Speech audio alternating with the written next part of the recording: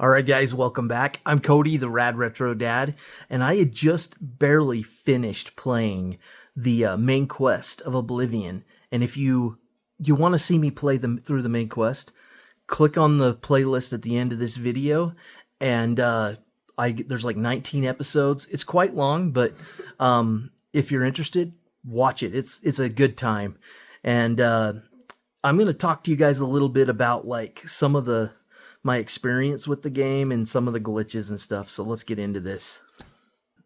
I gotta say, this was a real blast from the past for me, and with all the time that I spent in that game, and then I haven't picked it.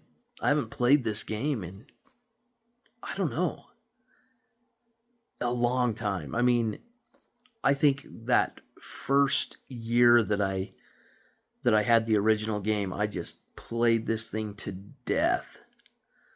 And then I went back to it here and there. But after Skyrim released, I never went back to this game until now. I gotta say, I experienced a lot of bugs in this version of the game, a whole lot. But they did issue a patch that's supposed to fix a lot of these bugs that we've seen and experienced throughout this playthrough. So, I don't know, I'll probably maybe eventually make a new character and do another playthrough just to see if the glitches that we experience are taken care of. I imagine they are. I can't be the only one that experienced all of those weird glitches. I know I wasn't for a lot of them because I had to get online and look it up and find out how to do it. Like the Oblivion Gate just not even being there at Bravil. The Oblivion Gate was just gone. It just wasn't there. So I couldn't complete the quest. And that's like a main quest breaker. But it was easy to fix. You had to restart your Xbox console, or if you're on PC, just close the game down, reload it, and then just reload your save, and it worked. It was just there. But I mean, it took me a while to figure out how to do it. So there was some kind of game-breaking bugs that I experienced, and luckily was able to overcome here and there to be able to progress through the main quest. And I imagine that they have like addressed most of these. They are going to issue another update. So this is update 1 of 2, and the next one is supposed to address performance, and both on consoles and PC. And so I am looking forward to that one, probably even more than the bug fix one, just because there's a lot of like graphical glitches that I'm seeing that aren't game breaking, but they do like just kind of distract you. I think one of the biggest ones is when you're looking out at a lake and you have your sword out and you kind of like pan around, it leaves this weird ghosting of your sword in the water. And I just found that odd. And I think that's like a product of Unreal Engine 5 just not being very optimized for really anything except for like mainstream NVIDIA graphic cards, like the newest ones. If you had those in your PC, then I imagine you wouldn't be getting a lot of these graphical glitches. The other one was like this weird shadowing under trees, and it seemed to only happen at like certain times of day, and it's just really weird where it just seemed like underneath the trees would just like a dark shadow would just like pop in, and it was just unnaturally dark for the time of day. That happened to me a few times during this gameplay. I'm really looking forward to see that next update that Bethesda is going to issue to address performance and graphics. So, anyways, I've really enjoyed this. I'm very impressed. The attention to detail that they gave to this remaster I think that they went above and beyond. I think, there was all kinds of rumors around this game. Nobody knew exactly that they were doing it, but everybody kind of figured through the rumor mill that a remaster was happening. And I really thought it was cool that they announced it and offered it to us the same day. I wish that more game companies would do that. Just kind of like, instead of like building up hype and then making us wait another 3 to 6 months, I got to give it to them. They did it right. They announced it and then they gave it to us that same day, and I've been playing it ever since. So I'm going to continue to explore Cyrodiil on my own, and I'm not sure if I'm going to be doing another massive playthrough like this. I've been playing Starfield, which has gotten a ton of hate, but I got to tell you, I think that that's a very underrated game. It's not Bethesda's best entry, and probably not the best new IP that they've decided to do, but I really think that Bethesda learned some things from doing Starfield, and I know there's going to be a sequel to it. They want it to be a good IP, and I think that the sequel is going to be everything that we wanted.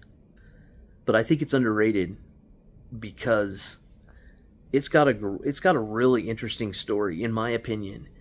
And even though there's a lot of open space, I think they do a really good job of like sending you on like this epic journey through the stars. And yeah, it makes this vast world feel kind of small, and I think that's where a lot of people like were turned off on it, is that they expected it to be this very vast open world and very populated open world. And if you've ever played any Bethesda game, Elder Scrolls,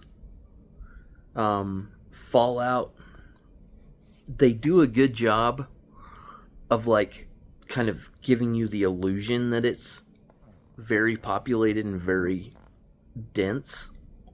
But if you really look at like even this game and like Oblivion and Skyrim, you walk through their cities, and the ratio to people versus how big the cities are, and actually their cities are not that big. They're kind of small. And they just kind of like pepper them in a salt and pepper the NPCs in a strategic way to make it feel like it's a very populated and lived in world, which I think is great. Kudos for them for accomplishing it. But if you play other games like, I don't want to speak of the like newer Assassin's Creed games. I haven't really been a huge fan of those, but like some of the earlier ones, I mean, you walk through a city and it is just populated, but it's just people running around. They don't really have like a destination in mind, but it looks cool. So I think, we're all looking forward to Elder Scrolls 6. And this Oblivion Remaster, I think, is one way of Bethesda like giving us something to hold us over until they're ready to reveal it. And I personally think that they're going to reveal that thing, and in a similar way that they did Oblivion Remastered.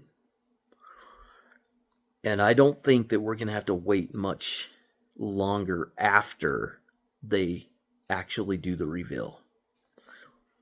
I don't think that we're going to see it this year, but I think that we're going to see it reveal next year. And I think that they're a lot further along in development of that game than any of us really think they are. I know there's a lot of speculation out there on it, but I think that Bethesda is learning some lessons that they shouldn't announce something too early.